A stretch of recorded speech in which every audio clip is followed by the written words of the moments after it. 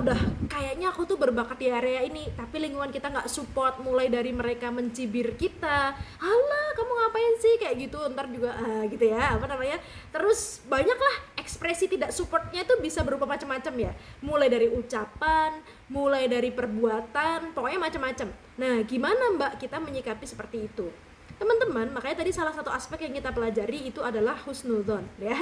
Nah teman-teman, pertama, teman-teman adalah orang yang paling tahu tentang dirinya, ya kan? Teman-teman sendiri yang paling tahu tentang dirinya seperti apa.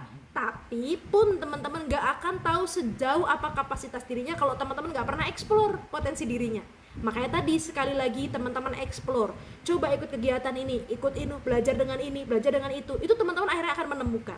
Setelah teman-teman menemukan dan mengerti gitu kan, oh aku punya kapasitas ini, aku punya potensi ini. Kendala berikutnya adalah ketika mau mengekspresikan kapasitas itu ada lingkungan yang gak support, gimana ya? Nah jadi apa namanya, itu sering terjadi, Mbak Biru dulu juga kayak gitu kok, gak semuanya support. Ada yang menganggap cita-cita kita terlalu besar, ada yang menganggap macam-macam gitu ya. Apa yang Mbak Biru lakukan? Husnudzon. Mungkin orang itu sebenarnya pengen support kita, cuman kalimat mengekspresikannya aja yang nggak pas gitu ya. Kalau kayak gitu, pertama ketika ada orang yang menyampaikan seperti itu, kita selalu husnudzon, orangnya ini sebenarnya peduli sama aku. Jadi kalau teman-teman punya kegiatan sesuatu, punya ide sesuatu, punya impian sesuatu, di komen orang, artinya orang itu peduli ya. Orang itu peduli. Kalau nggak ada yang komen, nggak ada yang peduli artinya kan teman-teman. Misalnya teman-teman tinggal di tengah hutan, teman-teman tinggal nggak ada manusia, ya siapa yang peduli? Teman-teman punya cita-cita apa terserah. Cuman ketika teman-teman hidup dengan manusia, konsekuensinya yang komen juga manusia kan gitu ya kan. Kalau yang komen yang lain serem juga ya. Nah yang komen manusia, maka bagaimana kita nggak bisa mengontrol respon orang, tapi kita bisa mengontrol bagaimana respon kita terhadap orang.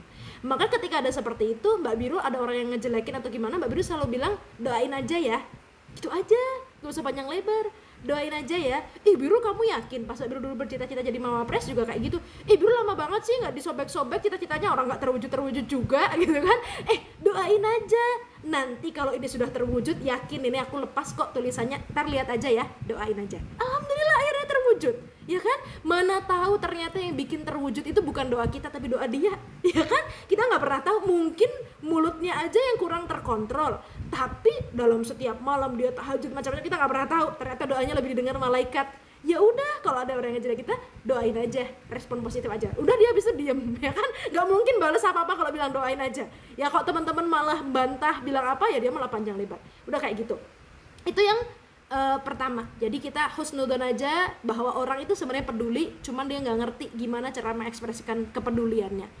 Kemudian yang kedua, ya udah fokus aja membangun diri gitu ya. Ya udah fokus aja, nanti aku buktikan. Ya itu yang Mbak Biru lakukan dulu. Nggak apa-apa, mungkin ada orang yang belum yakin karena emang aku belum memberikan bukti. Nanti aku akan buktikan. Ya pada akhirnya dulu kayak misalnya ataupun ada orang lain yang nggak yakin, ngapain sih kamu perempuan sekolah tinggi-tinggi, ntar gini dan sebagainya. Ya alhamdulillah setelah Mbak Biru buktikan lah, orang-orang yang tadinya kayak gitu, Mbak boleh nggak anak saya diajarin biar dapat beasiswa? Loh dulu kan situ yang iniin saya gini loh, tapi ya nggak apa-apa tetap kita ajarin, bukan loh bapak dulu kan nggak gitu ya teman-teman. Karena tadi apa, ya udah buktikan aja. Ya gitu aja deh Davina. Jadi ya namanya juga ikhtiar kebaikan, ada aja challenge-nya ya kan. Untuk menggapai impian pasti ada challenge-nya.